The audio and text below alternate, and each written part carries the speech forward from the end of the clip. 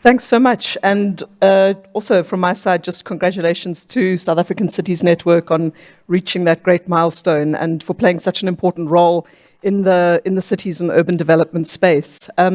So this panel conversation is going to follow on from a key pointer that was laid earlier, which is looking at the role of cities and accessing finance for the just transition.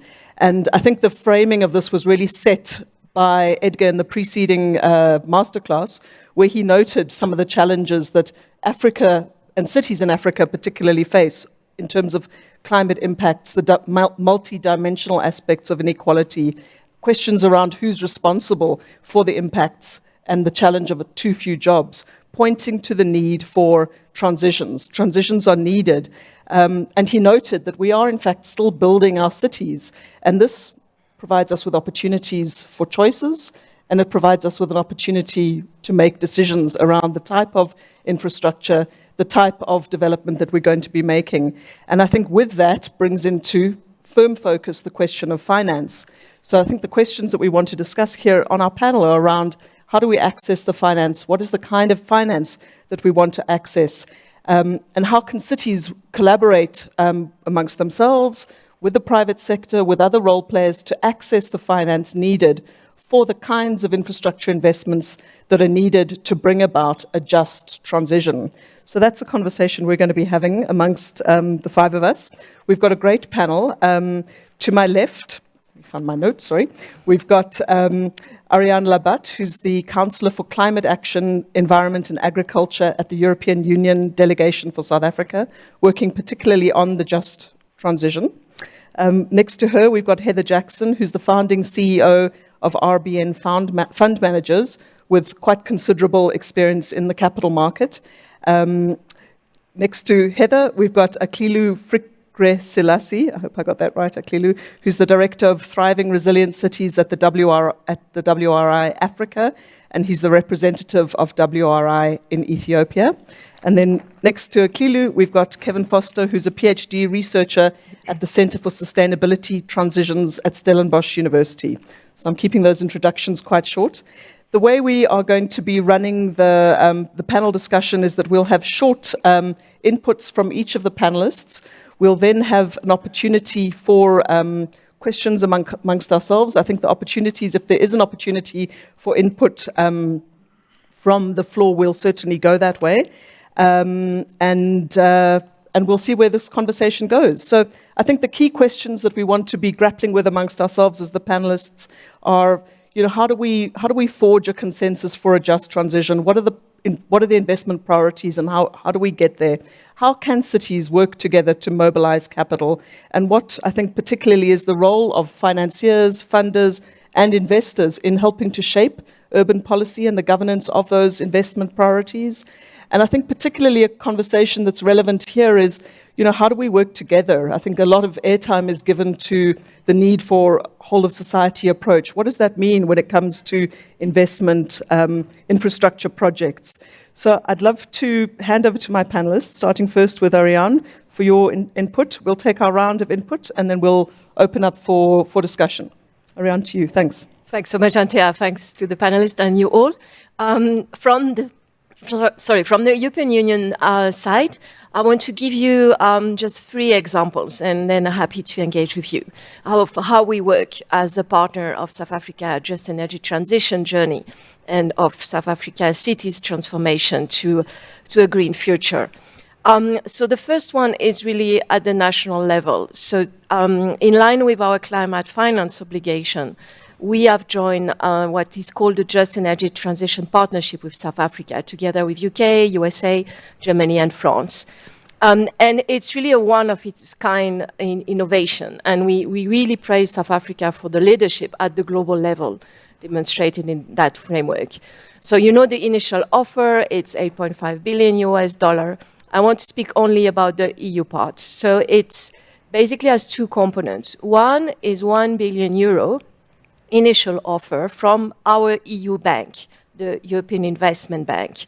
So this €1 billion is to help South Africa access at very low cost capital at a large scale for infrastructure investments. So we can lend you in South African currency at basically the rate we are getting on the market. So that's really to help this fundamental large-scale transformation. But then, very importantly, there is also a grant element in our offer.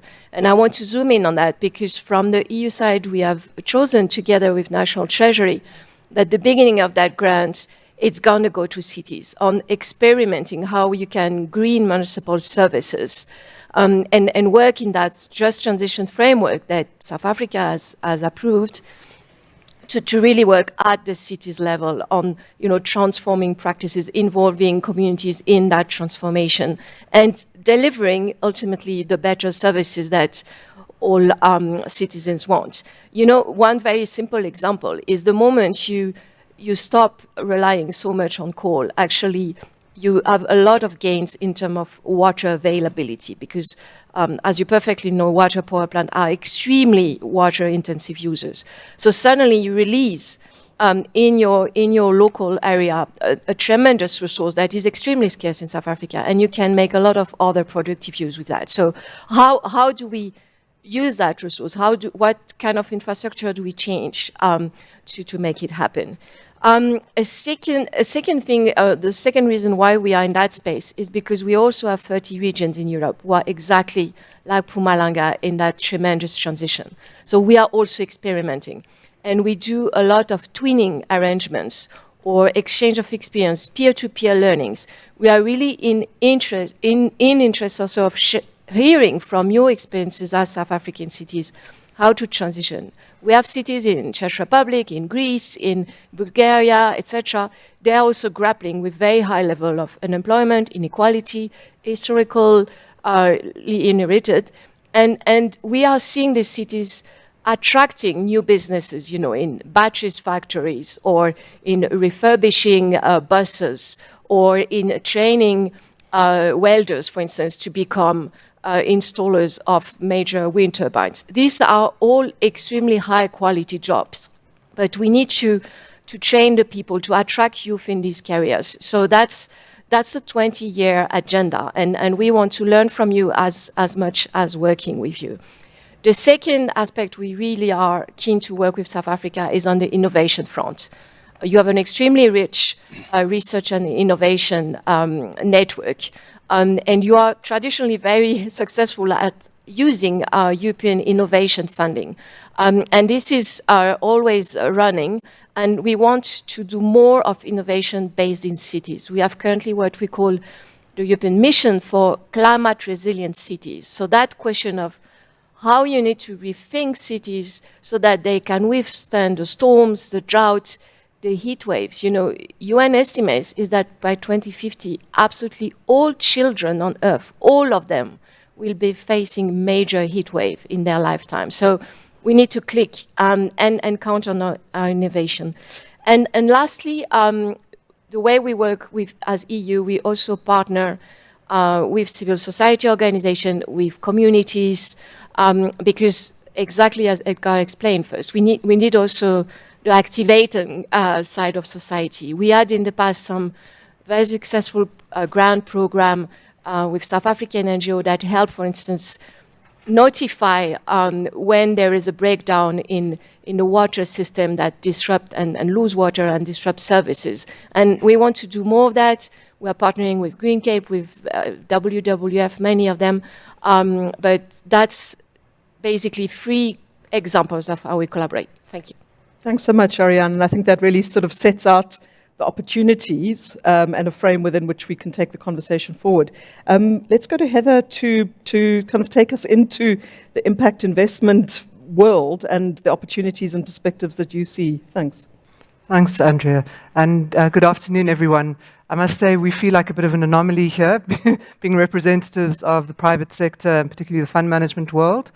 So I hope we are able to contribute and engage meaningfully with you about the role that we can play. So as impact investors, really we sit at the confluence of marrying financial returns with high social and environmental impact. And both are equally important in terms of the solutions that we build. I think when we look at the global shift towards net zero, both via adaptation and mitigation measures, which at the same time are inclusive and beneficial to the broader socio-economic environment, we are talking just transition. But when you marry all of that together, I think what we need is a fundamental shift in our financing techniques, in our financing world.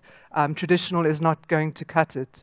When we look at just transition, and indeed the preamble to the Sustainable Development Goals, the SDGs, it is fundamentally in the preamble about social transformation. And in fact, just transition touches just about every single one of the 17 SDGs. So it is a very powerful framing for us to try to forge a much better society and environment. The Impact Task Force globally has done some very good work around defining what the key principles are that actually define what the constituents for just transition are. And I think they're a useful framing. And they are, first of all, of course, the advancement of climate action. But secondly, the improvement of socio-economic benefits to society. And then thirdly, very importantly, and I think quite a challenge for all of us, is to genuinely incorporate community views, voices, and needs. And when you put all of that together, I think it's fair to say that is not what our financial structure is set up to be. That is not the way that traditionally we operate. And so we have to find new pathways. We have to challenge the status quo. When you think of how we were taught to think about economics and how the economy works, it's around the power of the market economy. I think Edgar touched on this, that we need this new capitalist kind of framing to manage the challenges that we face and to implement new solutions. We can't be doing same old, same old. The market forces, the notion of efficient allocation via those forces, and indeed the rational investor are going to deliver same old, same old. And so we have to, I believe, challenge that. And that's where we come to impact investing. Because as impact investors, we are mindful of the need to create different solutions, focusing and placing at the center the need for both financial and married to social and environmental. And the only way that we can do that, and I think this is the powerful component of impact investing, is we need collaboration. We need partnerships across all stakeholders in society. And impact investing, long before Just Transition came along, I think Just Transition is just an amazing amplifier and vehicle for that. But we need collaboration to create these blended finance structures that require a capable state, that require good policy, that require solid input from civil society, be that from NGOs, communities, academia, that need corporates, that need the finance sector, the financial services sector, and others. And we need all of that to come together. And that is what I believe impact investors are quite uniquely positioned to navigate and I guess coordinate to some extent, certainly in terms of the solutions that we look to bring to bear. Now, I think in our context, to drive that more inclusive growth path in the South African context, I think it's very useful because we've been tripping along for a long time and not really arriving and having good intentions. But I think there's nothing like a good crisis to drive transformation genuinely. And when we look at historical transformation, I think one great example is in Southeast Asia and the kind of existential crisis that was faced with the threat of communism. You've seen how some of those nations, Vietnam, South Korea, etc., have been able to really shift their growth paths, admirable low unemployment, sure, issues, but really a great growth story. And I think that what we face now is a crisis, and I'm hopeful that that crisis translates into the genuine need for action. The crisis, in my mind, is fourfold. It's first of all a crisis around the fiscal budget. We know the fiscus is impoverished. The second aspect is that as the ability for the fiscus to raise funding is seriously impeded by poor credit ratings and probably deteriorating further. And I'll come to where the solutions are very briefly. The third one is, of course, our crippling unemployment and inequality, which is just appalling. And then, of course, the fourth one, also crippling, is our power, and I would argue other infrastructure, water, etc. But certainly our power, lack of ability to deliver the power that we need is certainly a crisis. Now, I think we can take those points and convert them with the different stakeholders. So the state, and we would challenge, and I'd love to pick this up, but we would challenge the status quo in terms of this endless project preparation cycle that metros and other organs of government take, not actually delivering pipeline, not actually delivering investment ready. And I think the PPP process is perhaps overly burdensome. And I think we need to look at how we can actually genuinely invite innovation from the private sector that is much less cumbersome and enables that working together. We can credit enhance. We can draw in your DFIs, development finance institutions, effectively into making more attractive, de-risking some of these infrastructure projects. Then too, we can draw in the kind of dead capital, Hernando de Soto kind of dead capital in the corporate sector, for example, around the mines, where degraded old mines or mine land can be usefully turned around to optimize for agriculture for yield, incorporating, reskilling communities, workers as they migrate away from dirty industries. And then finally, we can really incentivize long-term investors, institutional investors, along with developers, to make available capital into this kind of financing. We know they want to. They don't know how to access it. And I think that's our collective role, is to find the way to kind of move from rhetoric to reality and really start getting practical and putting in place, putting our heads together and delivering actual investable opportunities. Thanks, Heather. And I mean, I think your comment right at the start, and even not on the substance of what you said, but around the voice of the private sector and the importance of bringing that voice, those perspectives in to help try and navigate, our way through the crisis. And I think, you pointed out the aspects of the crisis. Sometimes we've got to bring the bottom up to help ourselves find the solutions and find our way out of here. So a lot of rich contributions there. I want to move now to Aklilu, who's going to talk to us a little bit about bringing it into the African context around the opportunities, the challenges in African cities. I think you said from a water resilience perspective, which will be great to hear. So over to you for 5 minutes. Thanks. Thank you very much, and good afternoon.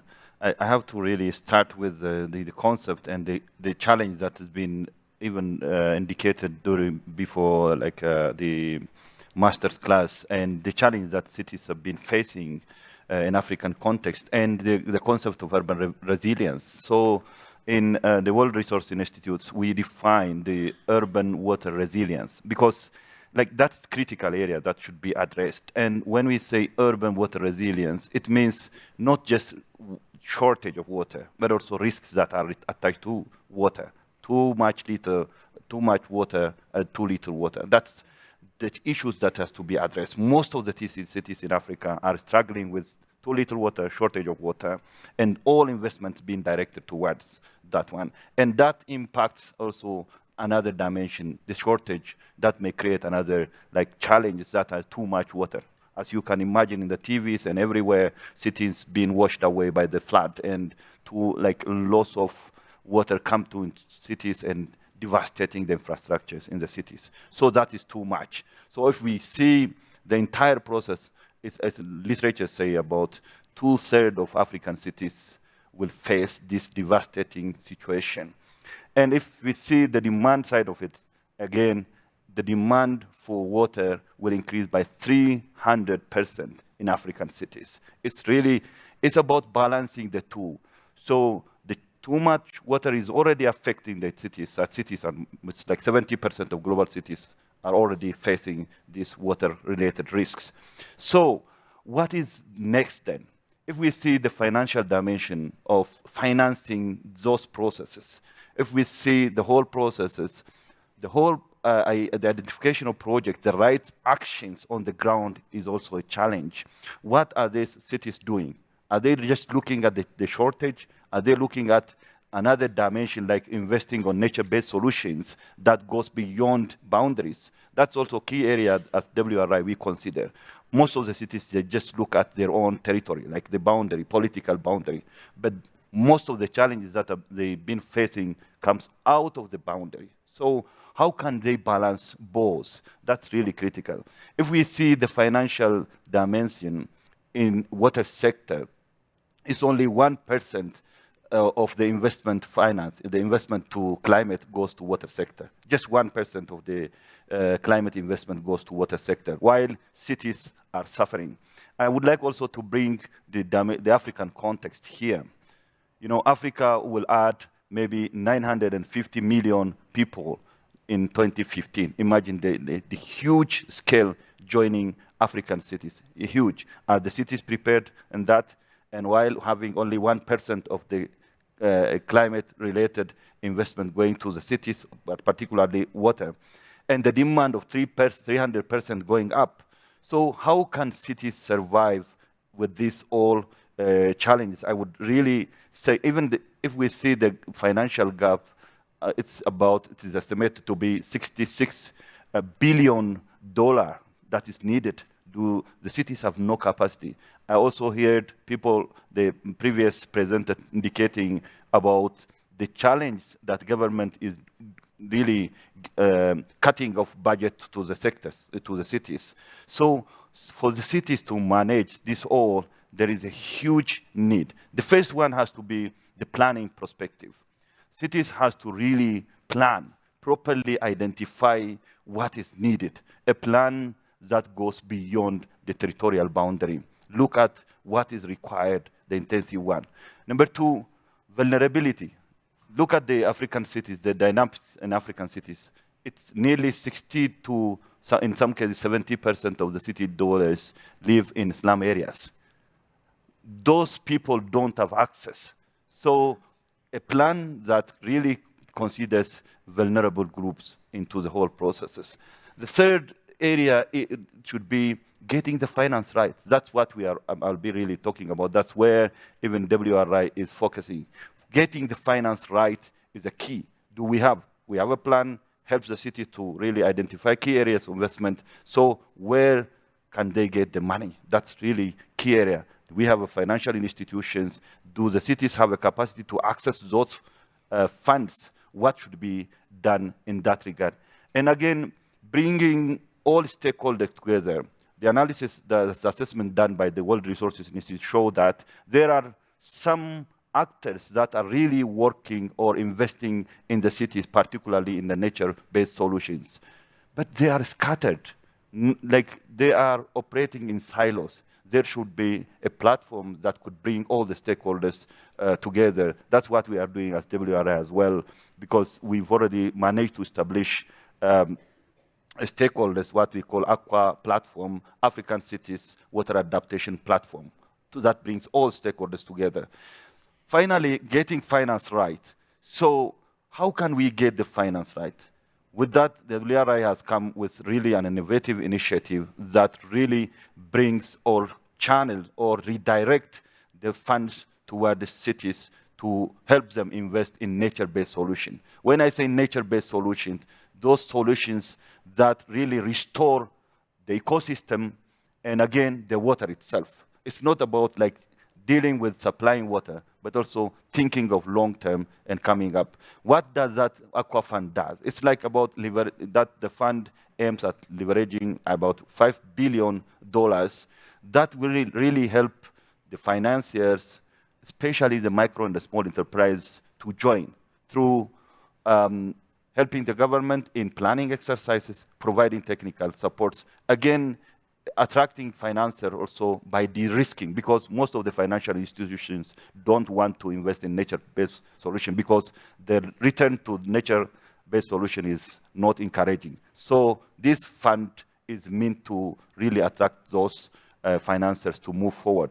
So through that fund, I hope we will help the African cities really to invest or redirect their funds. Again, supporting the implementation process, the pilot, small scale. that will help not only like redirecting the external funds, but also municipalities to really channel the monies towards that nature-based solutions, the solutions that bring a huge generational effects in the cities. So I think if we move forward with this systematic approach and projects, we could really bring cities to the front. Thank you very much. Thanks so much, Aklilu. And I think, really shining a light on a service that's so critical in our cities. Having been in Johannesburg in the last couple of weeks, where we've had our own example of a water crisis. And I think, a service in a sector that's so fundamental for the just transition. If you don't have the adequate standards of water service, and if we're not grappling with the supply of our water and the resources, the availability, what is the future of a just transition? And I think it's a sector that really kind of opens up a lot of opportunity for conversations with the private sector on the one hand, but then also within the cities themselves, when we have to think back to the first panel this morning, where we're talking about we're not able to collect the revenue. So what does that mean for the viability of a city service like water when we want to be creditworthy, to be able to attract investors for investments in the kinds of infrastructure?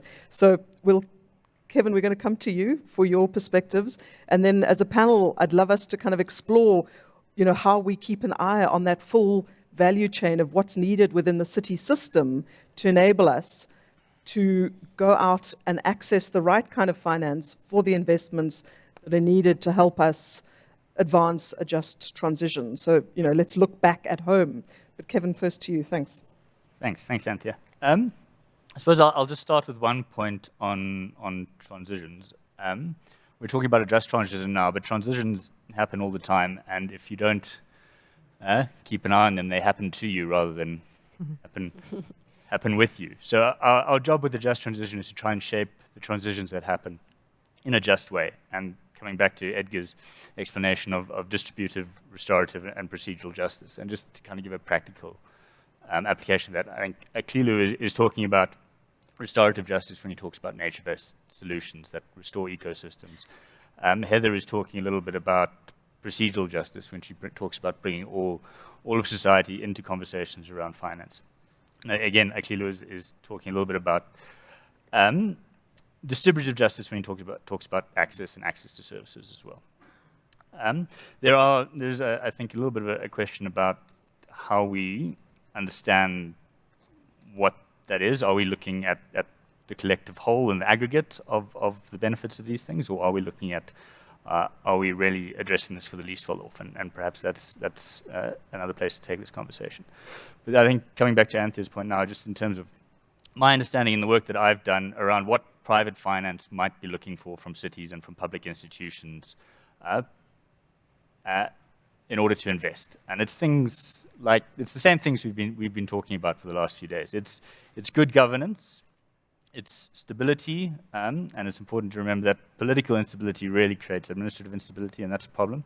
And this creates a problem for officials in the long term trying to find ways and strategies to protect the projects that they're developing in a given moment. They want to see their assets maintained, so they want to see their systems, particularly their revenue generating systems, well looked after, so they know that they're getting in bed with reliable partners. It's also important to know that investors have investment mandates and investment committees. These things are the risk and reward that finance is looking for is predetermined earlier. So cities collectively, and perhaps this is a role for the CSP and perhaps it's a role for National Treasury and the SSEN, need to be proactively talking to finance institutions about how we can develop funds that can serve the needs of cities. But then you've also got to be cognizant of the fact that finance is in a competitive environment. It's looking for the best return at the least risk. So cities entering into private financial arrangements need to be competitive. They need to offer competitive returns to that investment. There's a little bit of skepticism about revenue collection, and there's also particular skepticism about how to accrue value out of water investments, and that's also something that needs some broader thinking. And then Heather's touched on it already, but the regulatory environment around procurement, unsolicited bids, public-private partnerships is very onerous and quite a big turn-off, I think. And so we really need to think about how we simplify that and really make it happen faster, because coming back to my first point, transitions happen to you, and you need to adapt fast in order to get ahead of it. And so, yeah, I mean, I was chatting to a city official in one of the cities, one of the very capable cities in the country, was saying it was 18 months to go through a supply chain management process. That's 18 months of inflation, adding costs to your project. And then we're starting to talk about distributive justice and who's paying for that? Who's paying for that delay? And it's going to be ultimately the residents of the cities. And then just a point on innovation. The best examples of innovation I've seen in South African municipalities come from highly capable engineering departments identifying solutions that they think might work and then going to their consulting engineers and saying, what can you offer us that looks something like this? And there is a challenge there with the SCM processes, and that works best with panel approaches, I think. But those are the examples where innovation, coming from the city side, have worked best in my experience. And this also ties into learning. We need to really make sure we're capable of learning from the investments that we make, learning from the infrastructure we put in, learning from the failures, and not being scared to address them, and not being scared to look like, not being too scared of the auditor when we talk about experimenting.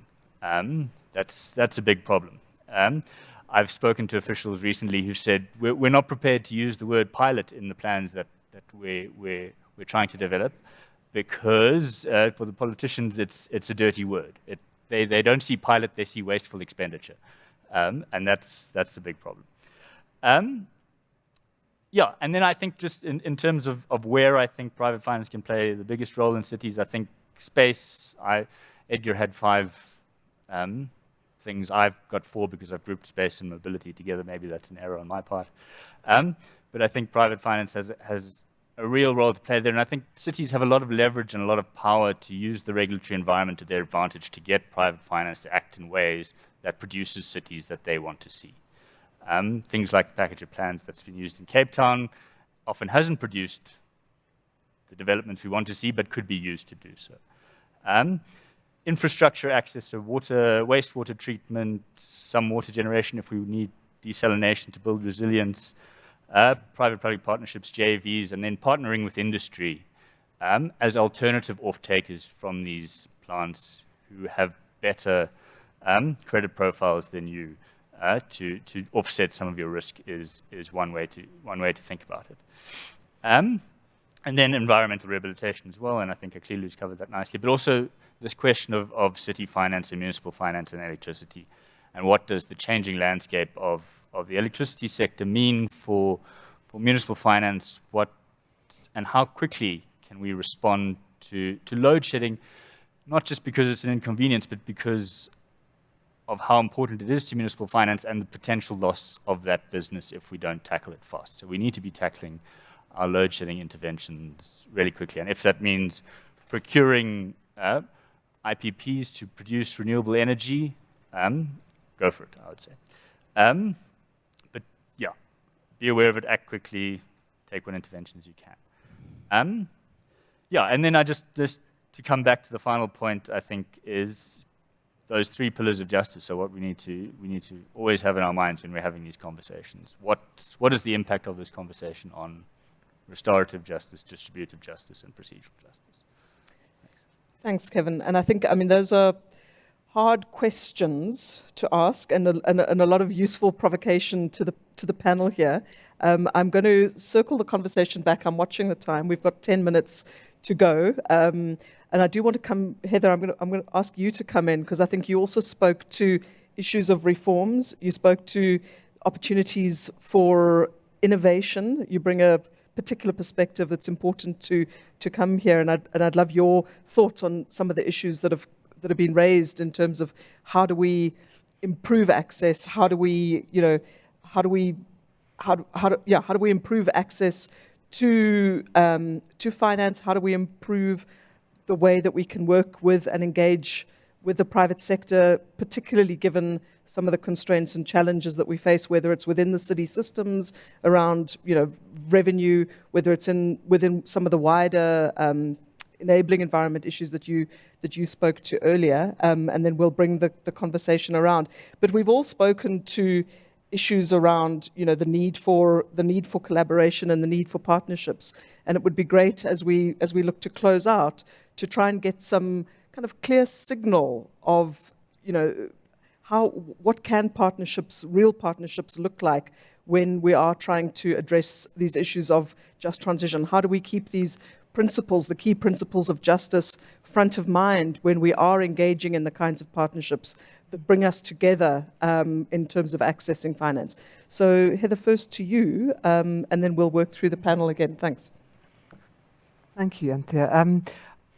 So first, I want to start actually by challenging Kevin slightly on, you make excellent points, but I disagree that all financial models or approaches are purely returns. Return is very important, no doubt. It absolutely needs to be a vital component in your evaluation of, let's say, an infrastructure project that you're looking to invest in. But I do believe, and I'll back this up with a report that we commissioned, is that more and more investors don't view social challenges like unemployment and inequality, and certainly environmental challenges, as externalities. And I think that's a key kind of insight to build into those models. They affect us all hugely. There are huge downside risks to investors, to the environment that we live in, and most certainly to the environment that we retire to, if we don't actually internalize those and incorporate them. So that would be our departure point. It's absolutely there.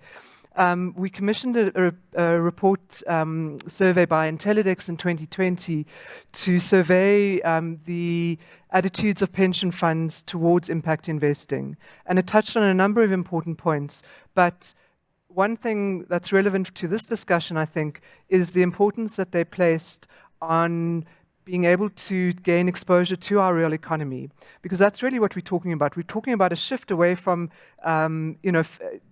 channeling our enormous endowment of savings into JSE-listed shares that derive 2/3 of their revenue from offshore, to bonds, to property, listed vehicles.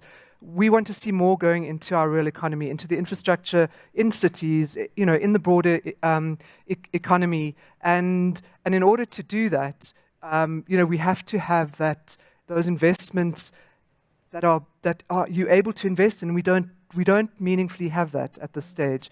And the Intellidex, the 2/3 of all pension fund trustees and principal officers surveyed said they expected impact investing to grow. They wanted it to grow, and they particularly, across the ESG factors, wanted to gain exposure on the S to reducing unemployment and improving inequality. That's quite tough, but just transition certainly part of that. And then on the environmental side, of course, number one was actually water infrastructure, and then renewables. I think renewables have been largely de-risked, so we can park that.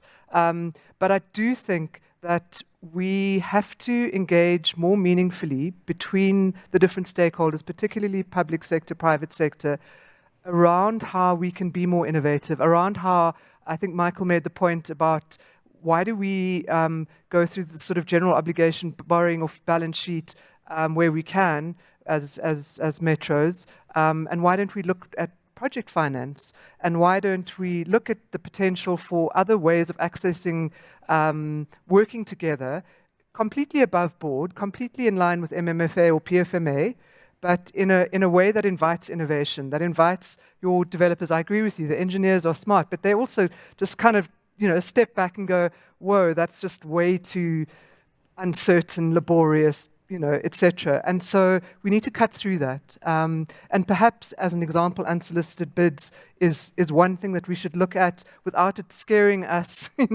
As it doesn't need to invite, untoward sort of practices. And so I think we need to be much more open in the face of the crisis that we face to engage genuinely around alternative financing mechanisms and conversations. And that's what, my colleague Shiva Makatoko is here with us as well. I think she could probably shed a lot more light on it.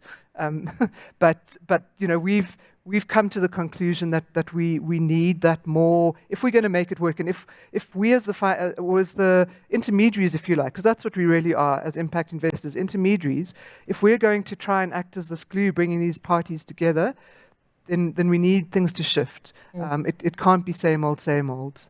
Great, thanks, Heather. I want to go to Arian and your role and in the Just Energy Transition Investment Fund partnership.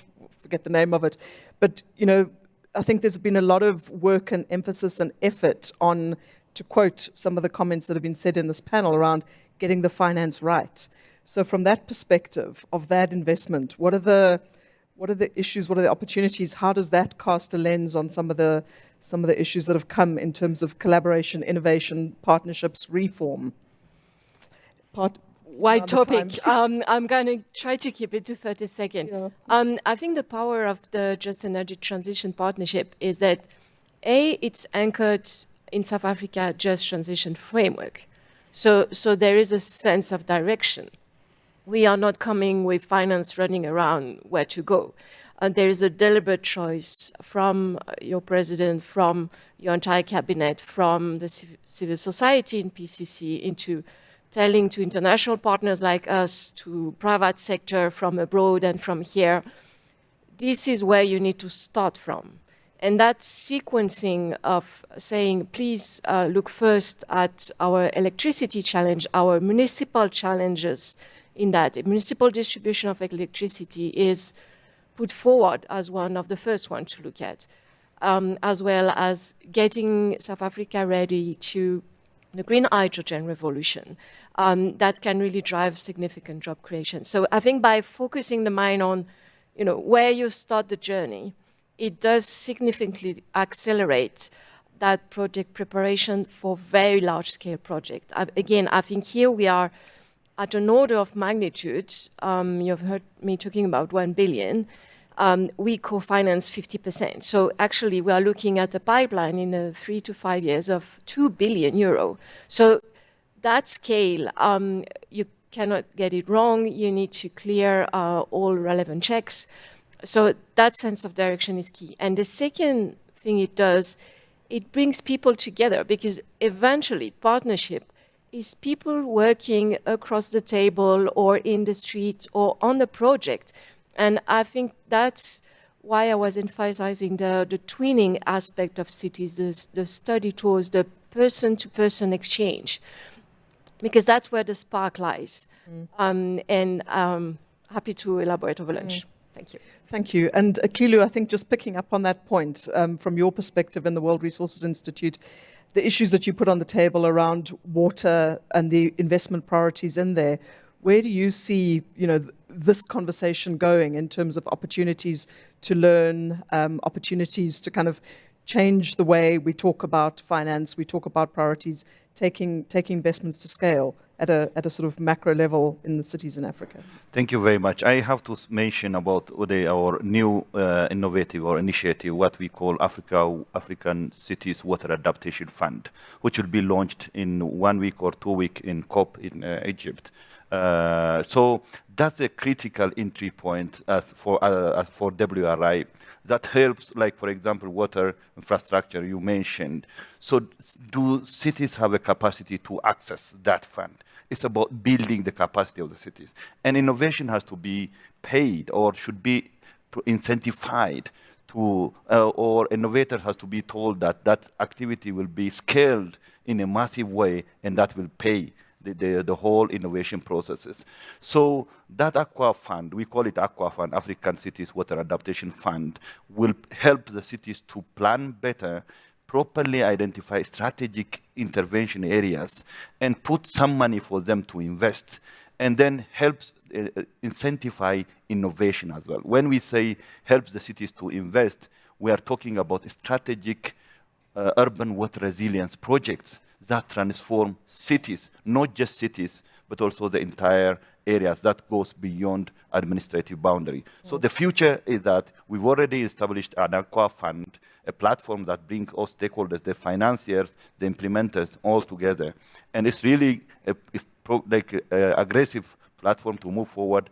And that funding mechanism, the aqua fund, will also help the cities to invest on the strategic projects as we move forward. This is really a good future for African cities. Thanks. Thank you. That sounds like an exciting opportunity to learn more about. Kevin, in -7 seconds. Oh. No. Any parting closing thoughts? You put a lot on the table in your earlier comments. We've tried to kind of navigate through some of those, but your question, your lens was, those principles of justice, the pillars of justice, and how do you make it real in a city context? Any closing thoughts from you, very briefly, from what you've heard? I suppose two thoughts. Firstly, I think Heather's response then starts that conversation about how investors are, or how we think about risk, which is something Prof. Peterson started as well. So that's nice that we're getting there. I suppose just in practical terms, if we take that example of the changing energy system in air and what cities can do to protect against load shedding, and we look at or protect their financial models against the energy transition, let me put it that way rather. When we look at those options and we say something like, okay, we could own our own generating facility, or we could get an IPP to do it. They probably have similar effects in terms of distributive justice. They will probably lower the cost of electricity for everyone. They'll probably improve access for everyone.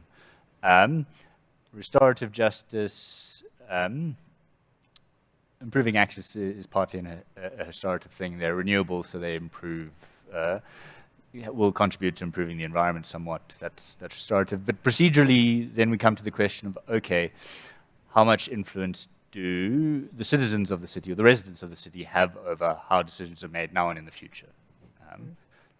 That's where we've got to ask that question, I suppose. Yeah. And we're never going to get a situation where in all three we're happy with the outcomes of all three. That would be nice, but it's not reality.